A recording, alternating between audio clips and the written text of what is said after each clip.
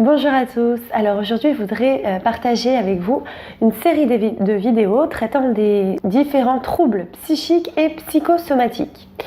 Aujourd'hui j'aimerais que l'on traite de l'hypocondrie ou des personnes hypocondriaques.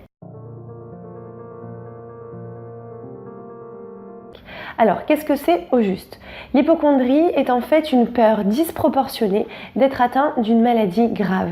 C'est croire ou même être persuadé d'être malade, souvent à partir d'une exagération de symptômes bénins.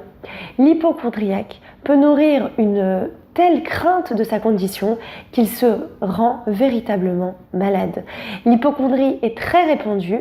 D'ailleurs, c'est un phénomène qui est en augmentation avec la profusion de messages anxiogènes diffusés par les médias, les réseaux sociaux et bien sûr les sites traitant de pathologies diverses. Mais les vrais hypocondriaques, ceux qui manifestent les vrais symptômes, sont malgré tout moins nombreux.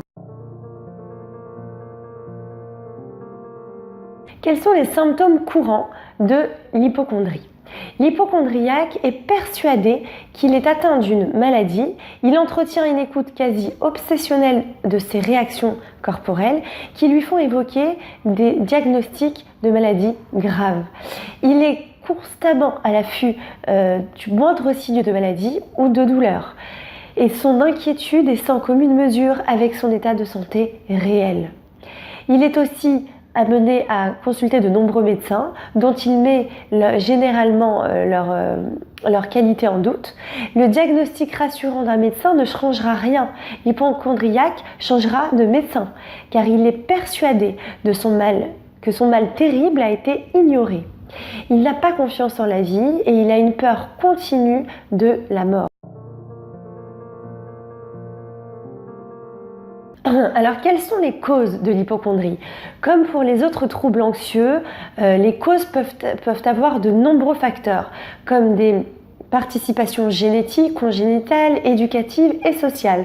Dans certains cas, on retrouve des événements traumatisants, surtout dans l'enfance. Ça peut être par exemple un proche qui est décédé brutalement d'une maladie grave.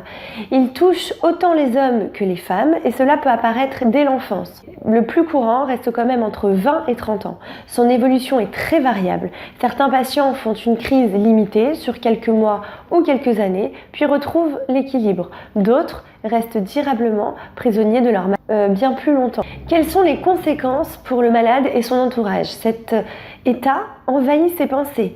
Ils prennent une telle proportion qu'elle affecte la vie sociale, familiale et professionnelle. Il est quasi impossible de le rassurer.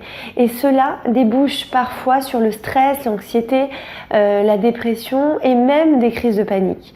Pour l'entourage, cela est d'autant plus éprouvant qu'ils ressentent un terrible sentiment d'impuissance. Et sans parler bien sûr des répercussions sur le relationnel et le bon déroulement de la vie au quotidien. Mais il est important de saisir qu'être hypocondriaque est une véritable souffrance. Ce mal-être n'est pas à prendre à la légère. Quels sont les traitements? Alors vous l'avez compris, le traitement de l'hypocondrie repose essentiellement sur un suivi psychologique. Bien sûr, un soutien parallèle de la part de l'entourage et même du médecin traitant est très important et même nécessaire. Mais les psychothérapies cognitives et comportementales sont particulièrement recommandées. D'autres abords peuvent aussi avoir leur place, comme l'imagination active. Je reviendrai sur ces méthodes dans d'autres vidéos. Alors, le but est de diminuer l'angoisse liée aux symptômes physiques, à ne plus s'écouter tout en désamorçant tant que possible l'origine du trouble. Je vous remercie et vous dis à très bientôt pour de nouvelles vidéos.